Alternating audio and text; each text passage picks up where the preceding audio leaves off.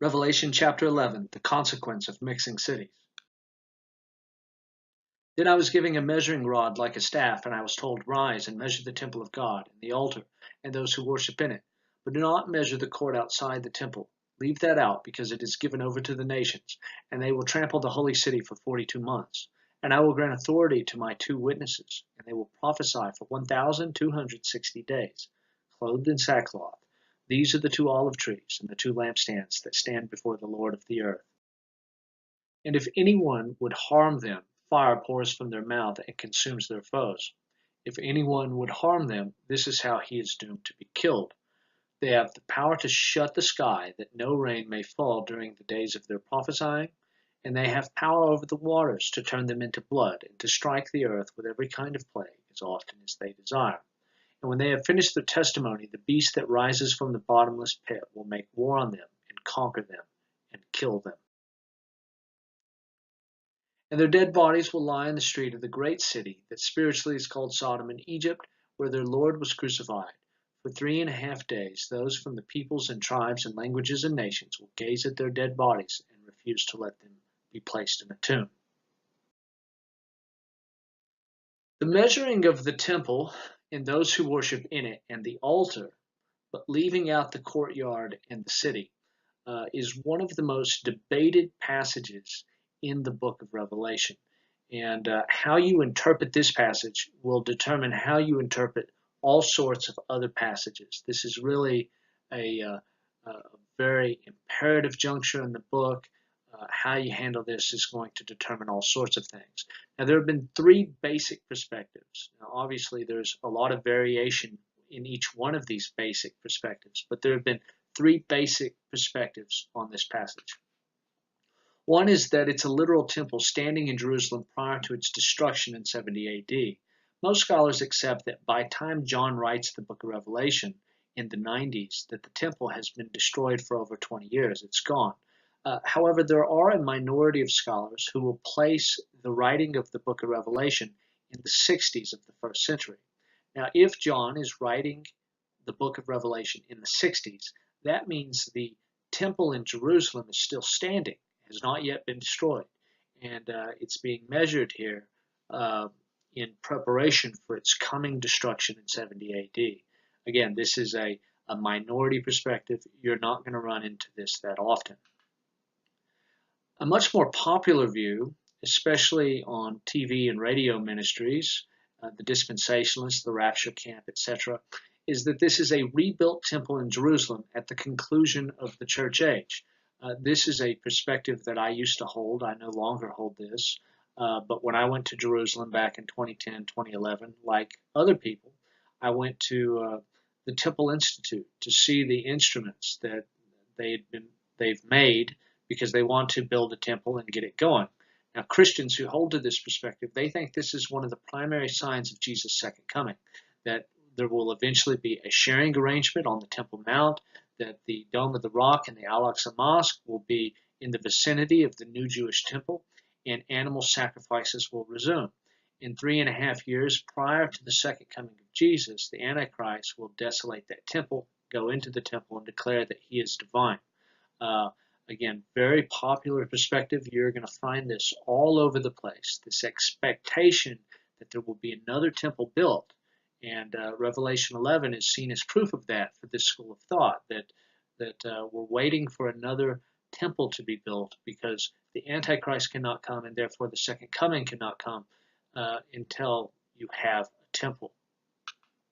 Now, this is the perspective that is much more popular in scholarship, in commentaries and articles, PhD types who read Greek, that sort of thing.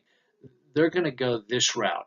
And this is the position I now hold. I used to hold position number 2, and now I hold this position. The temple is a picture of the church. The measured inner portion represents the church's spiritual security. The trampled court outside represents the church's physical vulnerability to violence and martyrdom. And so you'll notice that this perspective is right in keeping with things that Revelation has been teaching all the while. Now, you may look at this and you say, how on earth did you come up with all that? I mean, to call the church the temple is one thing. Of course, we find it elsewhere. But to suggest that the measured inner part represents spiritual security, and the court outside represents physical vulnerability. At first glance, you may look at that and think, well, that's crazy. How did you come up with that? Well, there are good reasons for this. And I want to begin to unpack this and show you why this view is better than the other options. John is told to measure the temple. This is based on Ezekiel 40 through 42, where the prophet measures the final glorified temple where God's presence dwells. In Ezekiel, measuring secured the temple precincts against abominations such as unbelievers worshiping false gods in the sanctuary and priests participating in idol worship. There in Ezekiel 43, the prophet is not to hand over the measurements of the temple to the people until they have agreed that they will keep it spiritually pure and undefiled.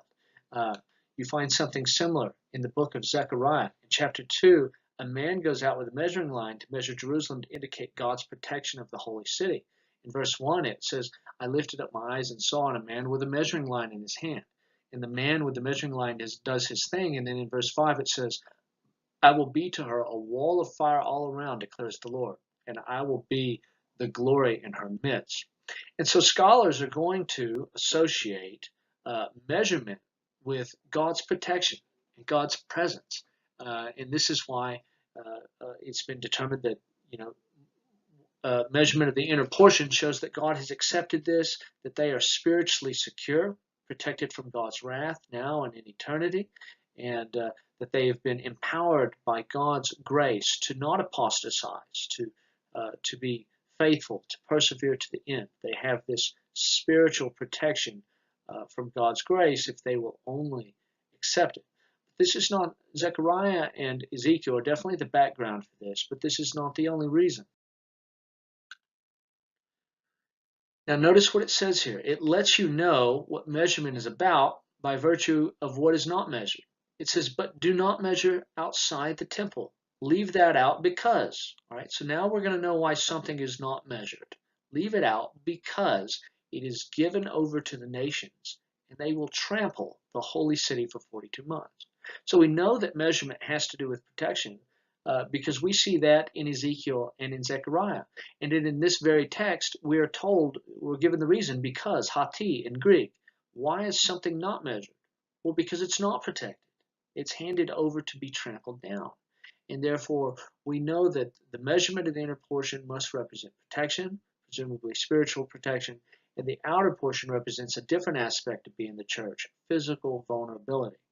Now, I want you to notice that both literal temple ideas cannot accommodate the Ezekiel background. If you think that Revelation was written in the 60s and it's written about a standing temple at the time, well, this makes no sense. If the temple standing in Jerusalem was measured, well, in what sense was it safe? It certainly wasn't physically safe because it's about to be destroyed in 70 AD. It's not spiritually safe because the priests who run it are part of the persecuting complex of those who are persecuting the Jesus movement. The priests were instrumental in having Jesus crucified. In what sense is the temple in the 60s, in what sense is it sealed and protected? Is it measured and protected? In no sense at all. And therefore, that idea just doesn't work.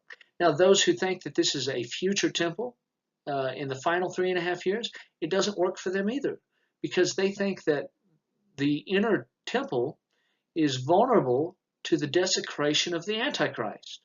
And if it's vulnerable to the desecration of the Antichrist, then it certainly doesn't receive the measurement of protection.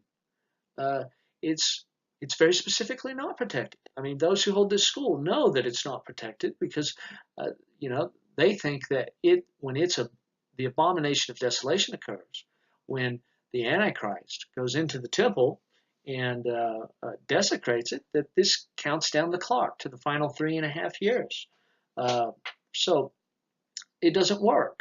I mean, once you realize, both from the context here and from the Old Testament context, that measurement indicates protection, a literal temple in the 60s or a literal temple in the future, neither one of those schemes match. It's just not a good connection. Now, I want to continue to demonstrate the reasons why this means what I say it means. First of all, Revelation is a symbolic book. I mean, duh. To say that the church is the temple. Now, this is just in keeping with Revelation's symbolic nature as we've discovered it up to this point. We recall that in the very first verse, it says that the book was communicated semeino in Greek. It is communicated in symbols. The author tells you it's a symbolic book. And so if you get to Revelation 11, and suddenly the book is not symbolic anymore, suddenly the temple is a literal standing temple, well, now that is superimposing a type of reading onto the book that is in disagreement with the author. The New Testament writers consistently understand the church to be this temple. The Old Testament prophets again and again say that there's a temple coming that will surpass every one ever built. In Ezekiel, Daniel, Jeremiah, in Zechariah and Haggai, etc. And this is why the New Testament writers, they consistently, one, as they do in the book of Acts, tell us that God does not really dwell in buildings. And two, he does dwell in his church. We are the temple. This is taught again and again and again in Scripture. And where people go wrong is they think this is just a metaphor or a point of comparison. Absolutely not. This is fulfilled prophecy. The great and glorious temple prophesied by the Old Testament when the kingdom of God arrives is the church. Jesus announced the arrival of the kingdom of God in his first coming. He told the Pharisees that the kingdom of God is in your midst. That's because the church is in their midst. The believers of Jesus are in their midst. And so if the kingdom of God has arrived, well, just like the prophet said, the temple must be here right now. And that's why the church is consistently referenced as the temple in the New Testament. We are this temple. We're a temple unlike what anyone ever expected. They certainly expected a literal temple, but much to everybody's surprise, as he oftentimes does, God has fulfilled this prophetic expectation in a way that nobody expected. The word used for temple here, naos, is used elsewhere in Revelation to designate either the present heavenly temple or the temple of God's presence that will dominate the new future age. If naos refers to a literal architectural structure on earth in Revelation 11, it is the only place that does so. You don't want to take Revelation chapter 11 and rip it out of the context of the rest of the book. Revelation is very interconnected. Its visions point to each other. This part plugs into that part, and that part plugs into this part.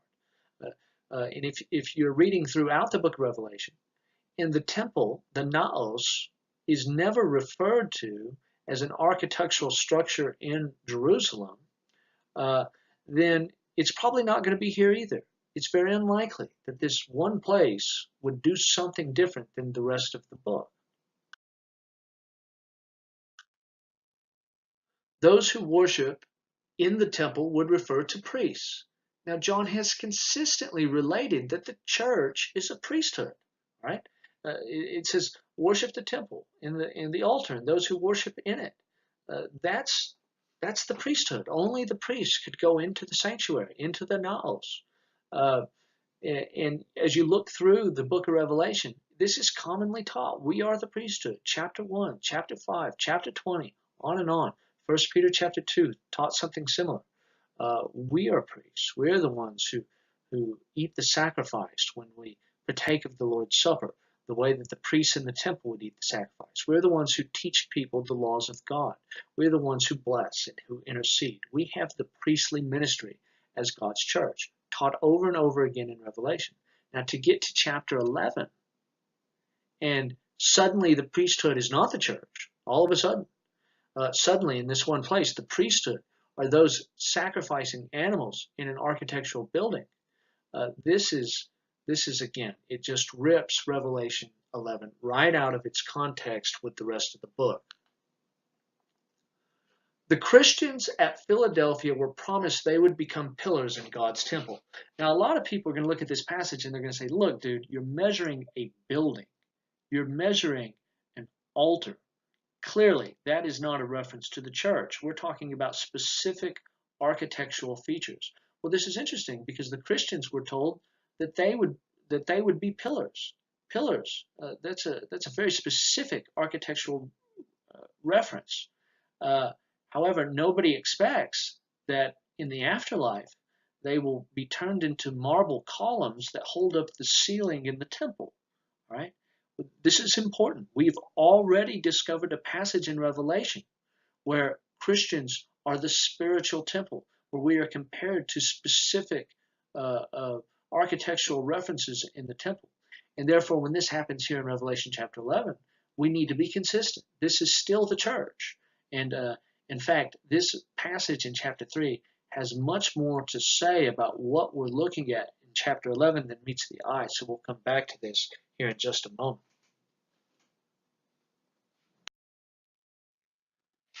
Caird says, this protection does not include safety from physical harm or death.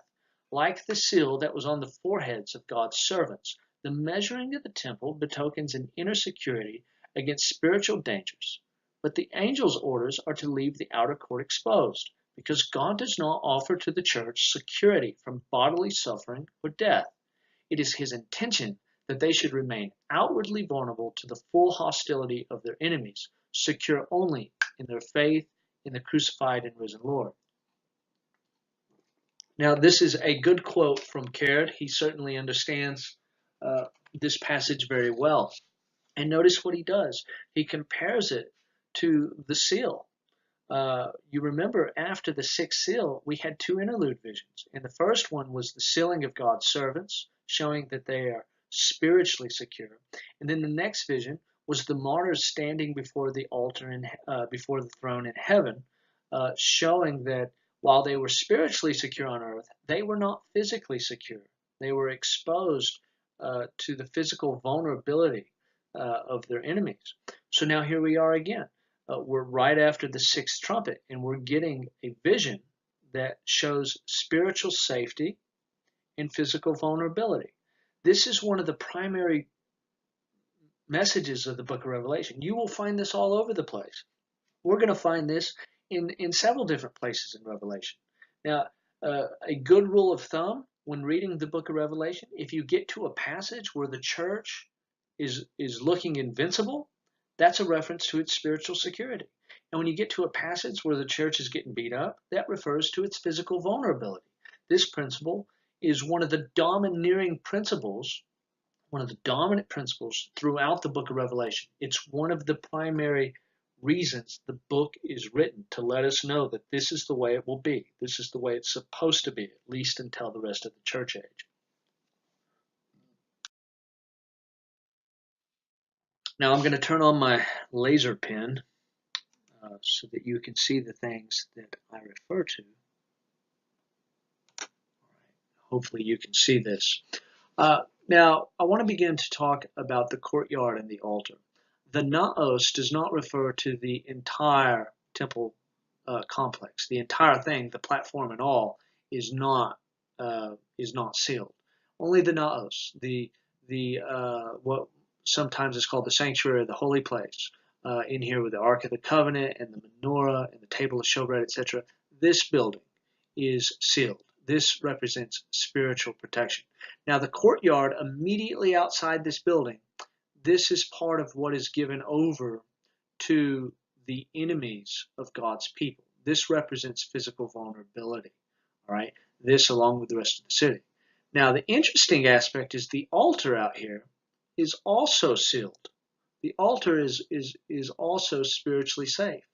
Now, why is this spiritually safe thing out here in the courtyard that represents physical vulnerability? All right, and that's very odd. But and notice that this is outside. This is outside this building. All right, that's important. Turn my pointer off and go to the next slide.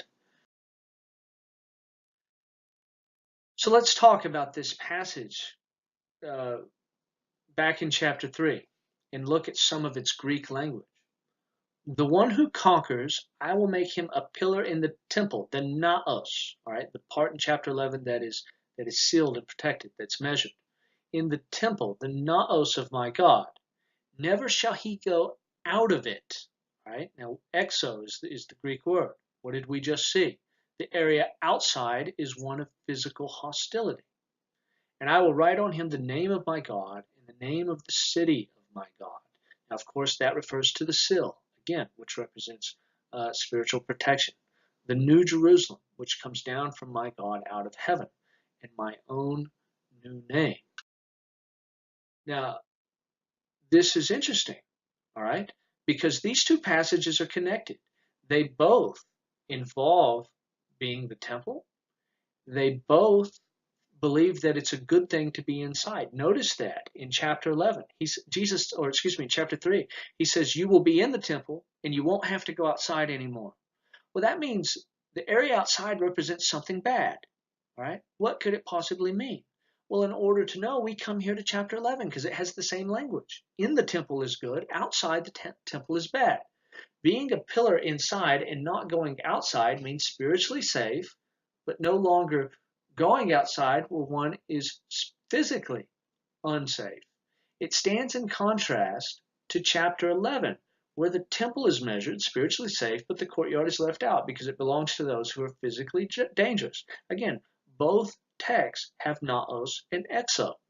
So we're meant to compare these. Revelation 11, our passage here, shows us the church in the present age. We have spiritual safety inside the temple, but we also have to go outside. We have to go out into the courtyard. We have to go out into the city. That is, we have to go out into the world, right? And when we go outside, we are physically vulnerable. We may be killed. We may be assaulted. Now, that's what Jesus is telling them when he tells them they will be pillars in the temple in chapter 3. He's saying it won't be this way in the age to come. In the age to come, you will be in the temple, protection, but you'll never have to go outside again to where you're physically vulnerable. All right? So we have this comparison here. We are spiritually safe and physically vulnerable in this age, but we are spiritually safe and physically safe in the age to come. And therefore, we never go outside again. All right? These two, and notice, these two passages, they share the same Greek vocabulary, naos and exo. They have the same concept that it's bad to be outside the building. You're definitely supposed to read these two together as a pair. And since Christians are the temple in chapter 3, we're the pillars, then we must be the temple in chapter 11. You can't read one of these spiritually and the other one physically, right? We're the temple in both of them because we obviously are in chapter 3, and chapter 11 stands together with chapter 3. Right? And also, we're going to come up on the New Jerusalem later, the age to come, and we're going to see that the entire city is measured. Why? Well, because the entire city is safe in the age to come. Right? All these things are connected. You can't rip a Revelation 11 out of the rest of the context. I used to do this. I used to insist this is a temple that will be desecrated by the Antichrist. But in order to do that, I had to ignore its connections to the rest of the book, especially with chapter 3 and with chapters 21 and 22. You just can't do that. This explains why the altar is measured even though it is outside the sanctuary structure.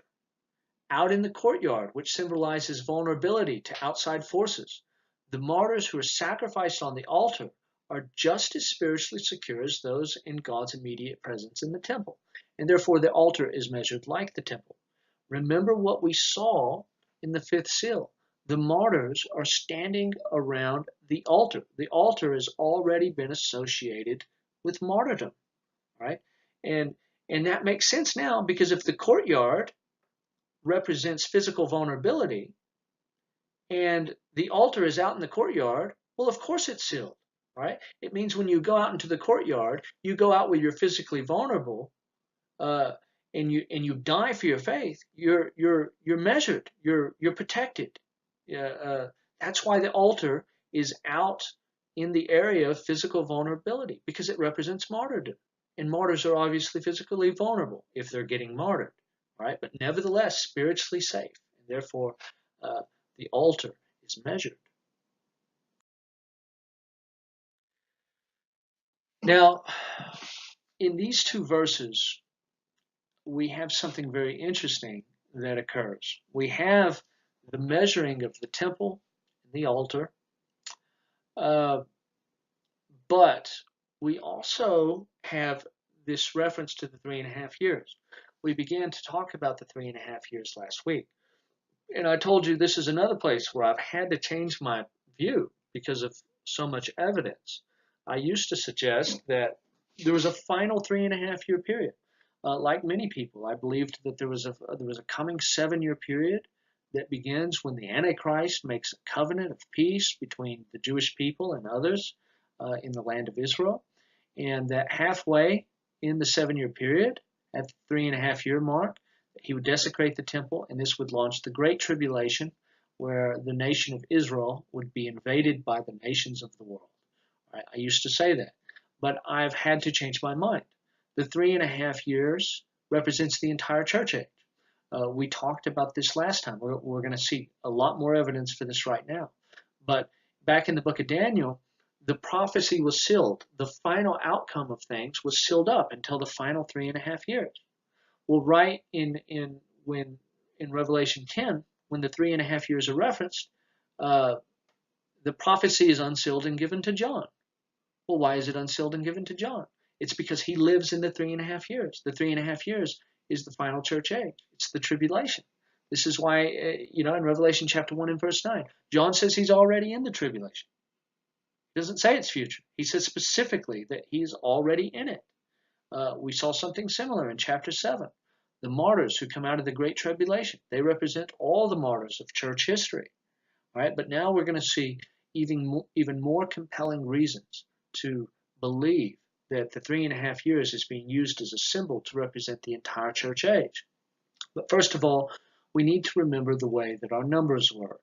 And I've gone over this a number of times, but since we're being introduced to rectangular numbers, I want to revisit triangular and square numbers. Now, you will likely remember how we get triangular numbers. Triangular numbers are successive numbers. 1 is a triangular number. 1 plus 2 equals 3, our second triangular number. 1 plus 2 plus 3 equals 6, our third triangular number. 1 plus 2 plus 3 plus 4 equals 10, our fourth triangular number. And on it goes. Now, triangular numbers represent evil numbers in the book of Revelation. We've talked about this many times.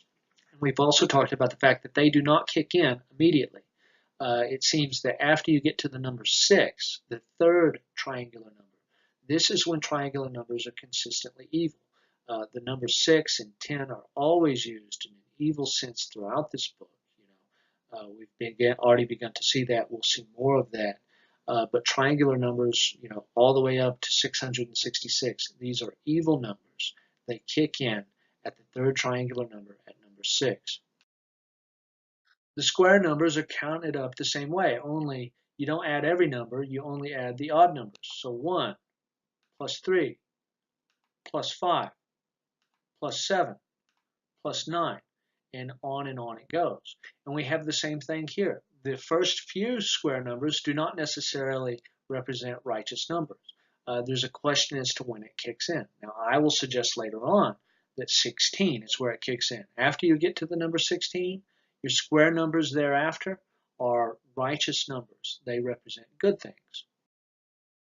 So if triangular numbers represent evil and square numbers represent good, then obviously rectangular numbers are going to be something in between, good and bad numbers, right? Where good and bad things are taking place. And rectangular numbers are computed by successfully adding even numbers together, right? So triangular numbers was every number, 1 plus 2 plus 3, odds and evens. Square numbers, good numbers, were odd numbers, 1 plus 3 plus 5, etc. Well, rectangular numbers are going to be the opposite of that. They're going to be even numbers, 2 plus 4 plus 6 plus 8 plus 10 plus 12, etc. And this gets us to the number 42, which is the number we encountered in our text. This will happen. The nations will trample down the courtyard for 42 months. That is 3.5 years. Now, same thing here. The rectangular numbers do not kick in right away. Right? In fact, they don't kick in until 42. You'll notice that the number 6 is both triangular and rectangular. Well, how do you know which one it is? Well, you look at the text. Does it behave as a neutral number? If it's a neutral number, then it's rectangular. But no, every time we look at the number 6 in the book, it behaves in an evil way, and therefore 6 identifies as a triangular number within the text. Your rectangular numbers don't kick in until 42. And in fact, there's only 2 of these. There are several square and triangular numbers, but the only rectangular numbers are 42 and 1260. They both just got used together.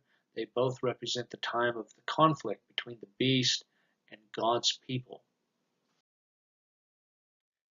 The period in question, this 3.5 years, this 42 months, 1260 days, the period in question belongs in a sense both to the beast and to the people of God. It is the period of the beast's reign and of the church's witness. It is the period of the physical victory over the saints and of their spiritual victory over him. If a triangular number represents the beast and a square number the saints, then it may seem appropriate for the third class of number, the rectangular, to designate this ambiguous period in which the beast and the saints oppose each other. Right? So this is an interesting number. It's kind of like halfway in between a triangle and a square. Now this is important.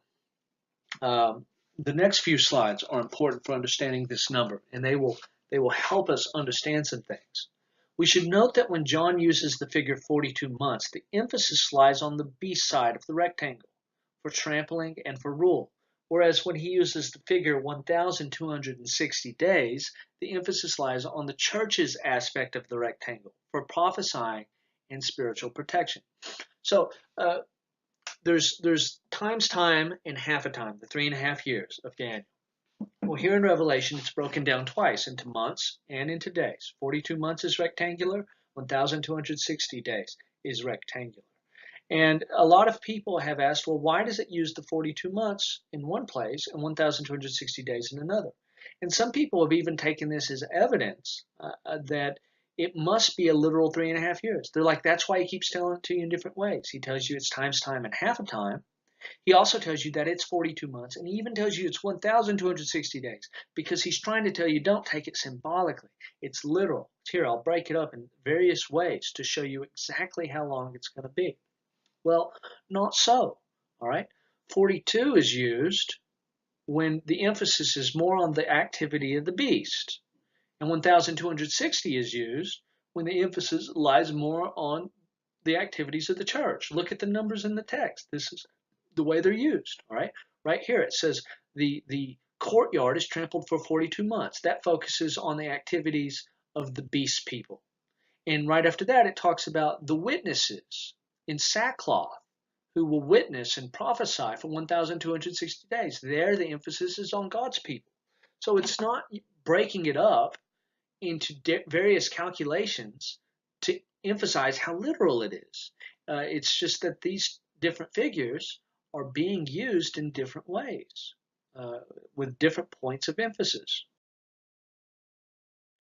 This further demonstrates the symbolic nature of the 3.5 year period in Revelation. A literal 3.5 years would be 43 months, or 1,290 days, as in Daniel, due to the need for a leap month every 3 years on the Jewish calendar. John is thus using idealized and symbolic time, not the sort of time that requires reckoning with an actual calendar. Now, this is interesting because in the book of Daniel, the 3.5 years is broken up as well, but it's 1,290 days. All right? In Revelation, it's 30 days shorter, 1,260 days. Now, why is that? Well, Daniel admits that he doesn't understand the vision. He's told it's sealed up until the end time, that you cannot understand it. But he was told it's 3.5 years. And so 3.5 years for him is a literal 3.5 years is 43 months, because the lunar calendar doesn't line up with the solar calendar. It has less days. And in order to make the calendar line up with the harvest times and to make it line up with the solar cycle, you have to add a leap month every 3 years. Every 3 years, you get an extra month of 30 days. And this lines the calendar back up, right? So he had to do 43 months, or 1,290 days, because he's thinking in terms of a literal 3.5 years. So why does Revelation change it? It knocks 30 days off because John, for him, the vision is not sealed like it was for Daniel. For John, he knows these things. They're being revealed to him. That's what the last chapter was about. And he has taken 30 days off because he knows that the 42 months represents the entire church age. And if it's the entire church age, if it's not literal months, then we don't need a leap month, right? You only need a leap month if you're thinking in terms of an actual calendar month. And since for John this is a symbol, he changes the number. He takes 30 days off of it. He gets rid of the leap month because this is a symbol for him. It's not literal months. Now I submit to you that the people who believe in a literal 3.5 years coming up, they never talk about this. When I was teaching this view to others and learning it from others, this was never discussed at all. How come there's a 30-day difference between the book of Daniel and the book of Revelation? Well, Daniel's thinking in terms of literal time, right? So he has a leap month. Well, John knows it's symbolic time, so he gets rid of the leap month, reduces it by 30 days, right? This is strong evidence that the 3.5 years is symbolic in John. If it's not symbolic, then he would have kept the leap month the way that Daniel did, right? And if you think this is 3.5 years, or you know someone who thinks it's 3.5 years, well then, a literal 3.5 years, well then deal with this. Why is the leap month gone in John? How come he used a different number than Daniel, right? There's no way to reckon this except to understand that John is using this as a symbol, not as a literal calendar month. The number of days for tribulation found in Daniel is 1,290, but Revelation reduces it by 30 days because that is what is required for a rectangular number. Right? There's two birds with one stone here. You get rid of the leap month to show that it's a symbol for the entire church age. The 3.5 years is a symbol for the whole church age. But the original number in Daniel, 1,290, is not a rectangular number, and therefore it does not comply with the mathematics in the book of Revelation. But you get rid of the leap month, you reduce it by 30 days, and now it's a rectangular number. Now it fits in with the mathematics of Revelation. And this is where the divine brilliance of the book of Revelation really comes into play here, right? Because two things that are seemingly disconnected, rectangular numbers and also the leap month, both of those problems were resolved. And these two loose threads got tied together here in this text by reducing it by 30 days. So we have our rectangular number, and we've converted the 3.5 years into a symbol for the whole church age, both with one fell swoop. Now I submit to you that John was not smart enough to think this up by himself. This had to come from the inspiration of God.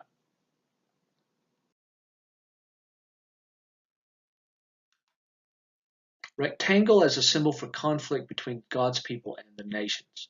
Now, it's interesting because these two rectangular numbers have some connections to other aspects of to other numbers that connect both to God's people and to the nations. For example, 42 is the sum of successive even numbers up to 12. Remember, 42 is a rectangular number. You get rectangular numbers by counting up successive even numbers. Well, if you do 2 plus 4 plus 6 all the way up until you get to 12, the number of God's people, you get 42. However, 42 is also the sixth rectangular number. And 6, as we already have seen back in chapter 6, is the number of idolatry. It's the number of the idolaters.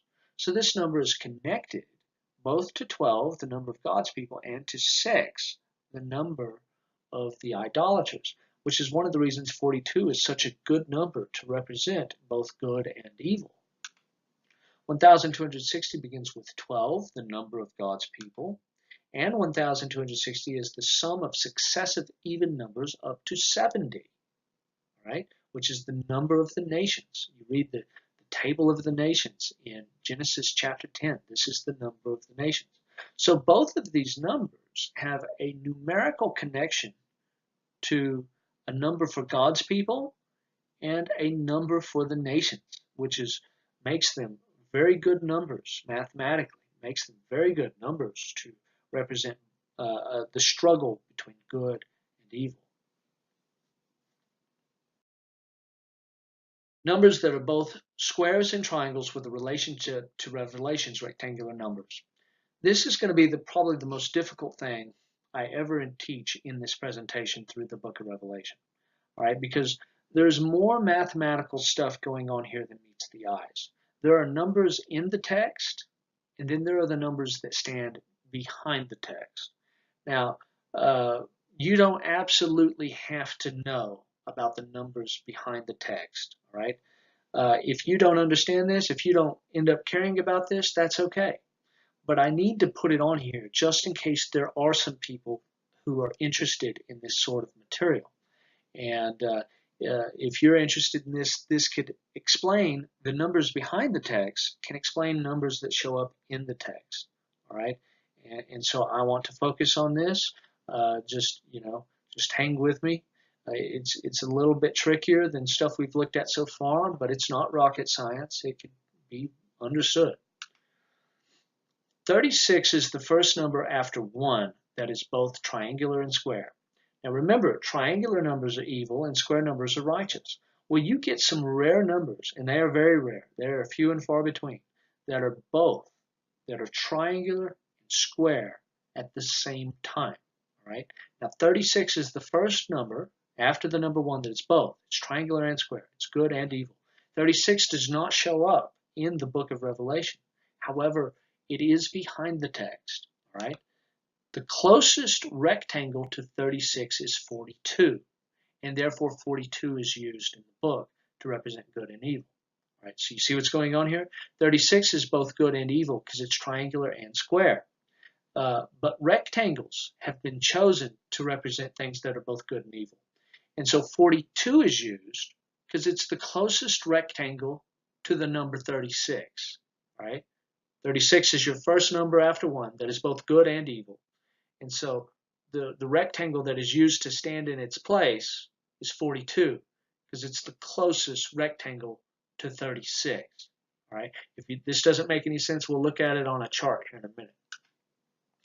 36 is the triangular base of 666, which may explain why 42 months expresses the beast side of the triangle of the rectangle. So 42 is both evil and good, because it's connected to 36, which is both evil and good. But even though 36 is both evil and good, it's a little bit more evil, right? Because it has a relationship with 666. We'll look at this on a chart here in a moment too. So it leans a little bit more evil. And this is why 42, which is connected to this number, represents the activity of the beast. 42 months is always connected with the activity of the beast and the people who follow the beast. Because even though the number is both evil and good, it leans a little bit more evil because of this connection with 666. Let's look at the other number. 1,225 it doesn't show up in the book of Revelation, but again, it's a number that is behind the text. 1,225 is the second number after 1 and 36 that is both triangular and square. All right, so we talked about this. 1 is triangular and square, but it doesn't matter. That's just how you get going. 36 is triangular and square, and that's why 42 was used. Well, now we're looking at the other one. 1,260 is used in the text because it's the closest rectangle to 1,225. All right. 1,225 is triangular and it's square. It's good and it's evil. So the rectangle that takes its place is the closest one, 1,260. Now, 1,225, the number standing behind the text, is the 49th triangular number. And 49 is the number of Jubilee. Recall from Leviticus 25 that the Jubilee is when God's people receive their inheritance. It also becomes a model for the kingdom of God. This is why Jesus launches his ministry in the synagogue by quoting a Jubilee text from the book of Isaiah. And this explains why 1,260 emphasizes the church's side of the rectangle.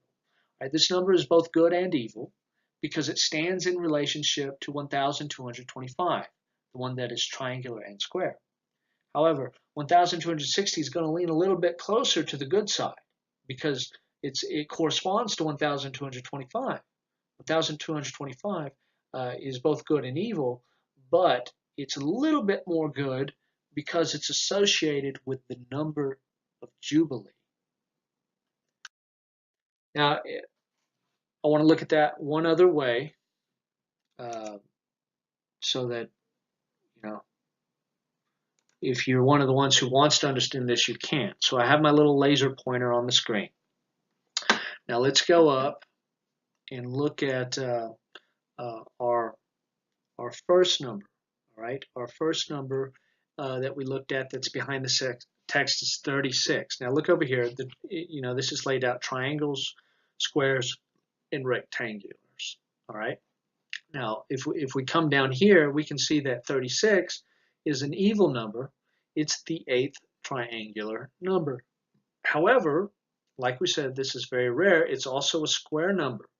All right, 36 is the 6th square number. All right, so this is both an evil and a good number. It's a square and it's a triangle. And so the closest corresponding rectangle is going to take its place, 42, in order to demonstrate good and evil. All right, 42 corresponds to 36.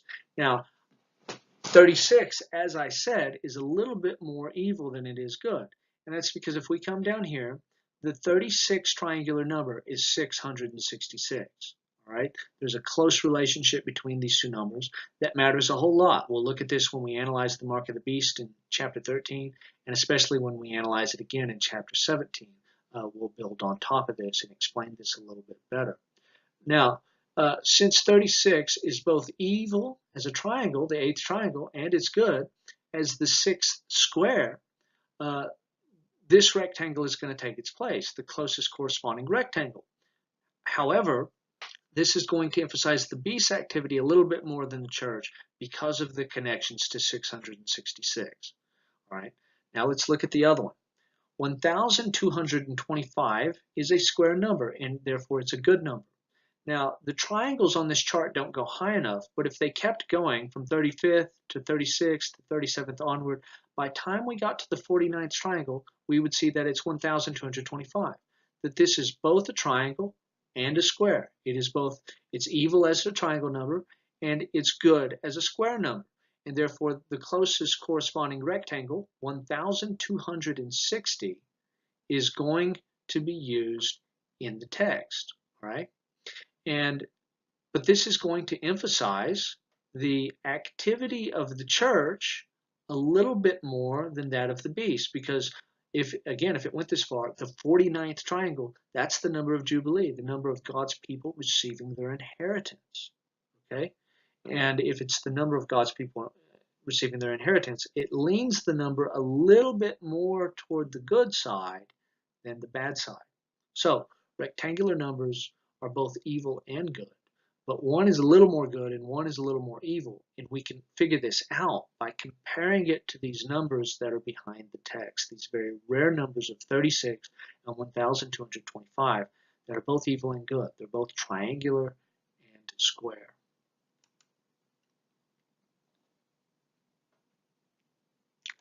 Turn my laser pointer off. Now, if that doesn't make any sense to you, but you want it to make sense to you, my encouragement is you go through and you listen to this again, okay? Because I'm not going to discuss it again in upcoming lessons. From now on, I'm only going to pay attention to numbers that are actually in the text, because that's what's important. That's the most important thing. But if you want to know about the numbers behind the text that explain the numbers in the text, well, this is what this is. This is what I'm talking about. And so you'll have to know this. Now, if you can't understand this, or even if you do understand it, but you want to go deeper, drop me a comment on the YouTube, and I can email you an article on this, and so you can go deeper with this, because it does go deeper. Nevertheless, this is the basic idea of how this works. So now we return to the numerical story of Revelation. We look at this slide every time that we get a new square, triangle, or rectangle to add to the board. And so now we have one square, 144,000, 144. The base of that number is a square number, 12 times 12, the number of God's people multiplied by the number of God's people. This represents the martyrs, a square number. We have two triangles, the 6 classes of idolaters, and Satan imprisons the church for 10 days. Triangular numbers, those are evil events. And now between them, we have these two rectangular numbers that represent the conflict between good and evil, numbers that are both good and evil. However, the 42 months of conflict is a little bit more associated with the beast than it is with the church, because 42 relates to 36, and 36 relates to 666, as we just saw. And the 1,260 days of conflict emphasizes the church a little bit more, because 1,260 is related to 1,225, which is in turn related to the number of Jubilee, 49. All right. So here is our numerical story of Revelation so far. We have our squares as righteous, our rectangles as both, and our triangles as evil numbers. Now, you may be wondering, and may have wondered to this point, what is the deal with the shapes? Do the shapes point to anything? Well, they do, and we're at a part in Revelation where we can begin to explore this. According to Leviticus chapter 27, the altar, the surface of the altar is a square, and you shall make the altar of acacia wood 5 cubits long and 5 cubits wide. That means the altar is a square. Now this is very interesting, because martyrs are represented by a square number, right? And in Revelation 11 and in Revelation 6, the martyrs are associated with the altar, which also just happens to be a square. Now that's not an accident. It's not an accident that the martyrs get a square number, and they also are associated with this square piece of furniture where things are sacrificed, all right? Because martyrs are sacrificed. So there is a very clear and coherent connection here between the square numbers and the altar of sacrifice. Now, interestingly enough, the altar was in an area, in the contested area. It was in the courtyard. According to that same passage, Exodus 27, the courtyard was 100 by 50 cubits, making it a rectangle, right? And so we see here in Revelation chapter 11 that the courtyard, this rectangle, is both evil and good, because it's trodden down under the feet of the nations, but it's also the home of the altar, which represents the martyrs.